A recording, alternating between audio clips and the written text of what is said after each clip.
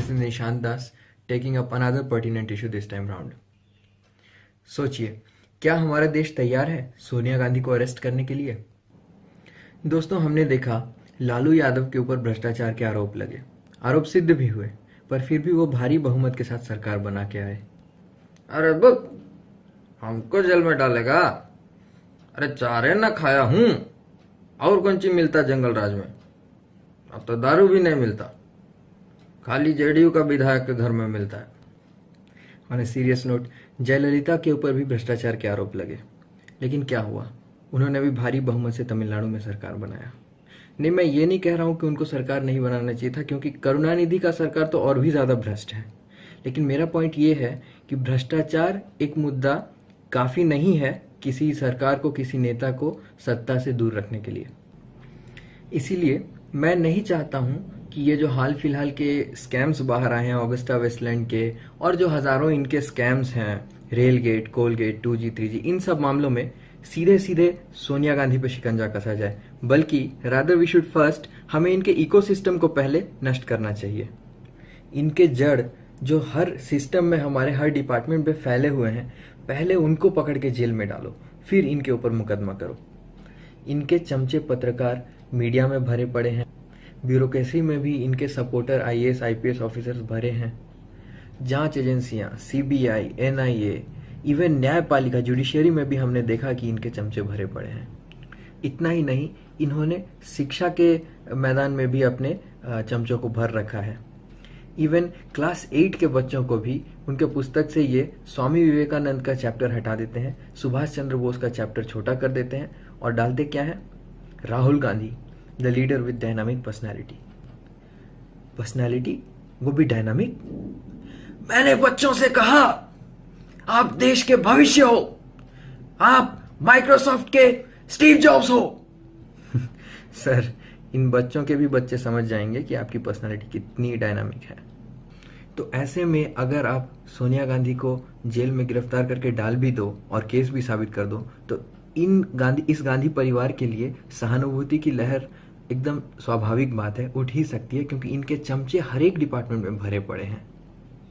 दोस्तों, इशरत के फाइल्स निकल आए, Samjhauta blast, Malegaon blast, Agusta Westland, इतने सारे फाइल्स निकल आए, या इतना कि यह भी पता चल गया कि कांग्रेस ने पाकिस्तान तक से हाथ मिला लिया अपने पॉलिटिकल प्रतिद्वंदियों को पीछे करने के लिए। लेकिन इन सब के बीच भ्रष्टाचार के खिलाफ मुहिम छेड़े हुए युग पुरुष केजरीवाल जी एक शब्द नहीं बोले। ये वही इंसान है जो मोदी के स्वदेश यात्रा, विदेश यात्रा, हर चीज पे बकते हैं, लेकिन उन्होंने एक शब्द, एक ट्वीट करना जरूरी नहीं समझा। सीधे लास्ट में आके ये कहते हैं कि दम है तो सोनिया गांधी को अरेस्ट करके दिखाओ। क्यों? क्योंकि ये भी जानते हैं और ये भी यही चाहते हैं कि पहले सोनिया गांधी को अरेस्ट कर लिया जाए, और फिर ये पूरी सिस्टम बीजेपी के अगेंस्ट में, मोदी जी के अगेंस्ट में उठ खड़ी हो, और फिर अगले इलेक्शन में सोनिया गांधी बड़े मार्जिन से जीत के आए। इसीलिए मैं ये नहीं चाहता कि सोनिया गांधी पर सबसे पहले जाके केस चला दिया जाए, ताकि कल को वो तुरंत बेल लेके निकल ले, और या फिर बेल ना भी मिले तो जेल में बैठ के अगला इलेक्शन भी लड़े, कहीं जीत गई तो वहीं से सरकार भी चला ले। काफी पॉसिबल है, क्योंकि देश के सबसे कीमती lawyer, most expensive advocates are there, इनके लिए कूद के जाएंगे वो, इनको बचाने के लिए सबसे पहले आगे आएंगे वो। इसीलिए बेटर यही है कि इनके जितने लिंक्स हैं पूरे डिपार्टमेंट में, हर सिस्टम में, हर डिपार्टमेंट में, उनको पहले एक्सपोज करो, उनसे इनका क्या लेना देना है वो सामने निकालो, और उनके गद्दारी को सामने लाओ, और फिर इसके ऊपर केस करो। वरना देश में इनके लिए सहानुभूति जाग सकती है। ऐसा पहली बार नहीं हो सकता, ये कोई फार फेच्ड इमेजिनेशन नहीं है, ऐसा पहले हो चुका है। 1977 में ऐसा हो चुका है, जब इन्हें इंदिरा गांधी को और संजय गांधी को 1977 में जीप स्कैम के तहत जेल में डाला गया, तो पूरी जनता मोरारजी देसाई के सरकार के खिलाफ हो गई। मीडिया ने इन्हें एक पीड़ित की तरह दिखाया, और पूरी जनता को ये लगने लगा कि उस समय की जो जनता पार्टी है वो कांग्रेस के खिलाफ बदले की राजनीति कर रही है। इसका सीधा फायदा कांग्रेस को 1984 में हुआ। 1984 की जीत कांग्रेस की अब तक की सबसे बड़ी जीत है। वो भी एक वेव इलेक्शन था, सहानुभूति लहर, सिंपैथी वेव। जिस प्रकार 2014 भी एक वेव इलेक्शन था, बीजेपी अपनी सबसे बड़ी जीत को उसमें अंजाम दी, मोदी वेव था, मोदी जी की लहर थी, उसी तरह 1984 में भी सहानुभूति लहर थी।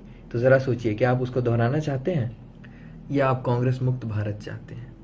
हाँ, कांग्रेस मुक्त भारत का सिर्फ ये मतलब नहीं है कि सभी राज्यों में इनकी सरकार चली जाए, वो तो बस एक पहला स्टेप है। वैसे भी भारत तो कांग्रेस मुक्त हो ही रहा है।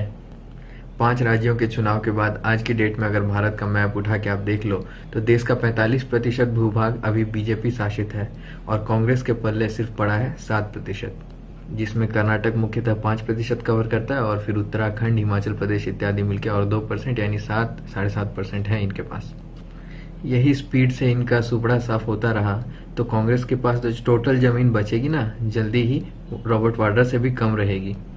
उत्तराखंड के 9 एमएलए कांग्रेस के आने वाले हैं बीजेपी में, हिमाचल प्रदेश में एंटी इनकम्बेंसी एंड करप्शन है, कर्नाटक में तो 2018 में बीजेपी की सरकार बननी तय है येदियुरप्पा जी के अंडर।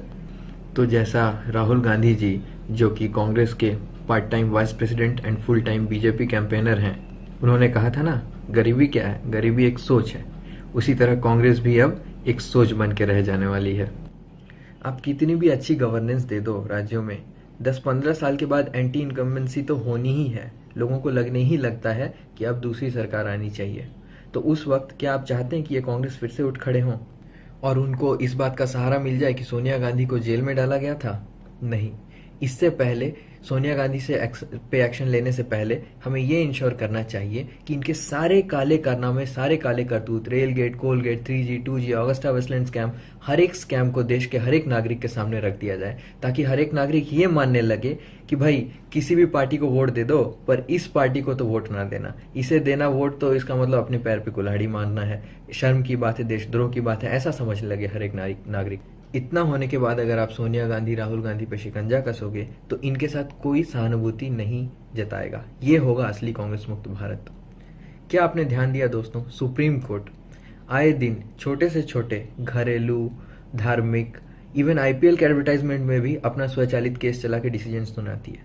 क्या वो इतने सारे स्कैम्स जो हो गए, देशद्रोह जैसे आरोप लग गए कांग्रेस पे, क्या इन चीजों का वो सुओ मोटो एक्शन नहीं ले सकती है खुद से?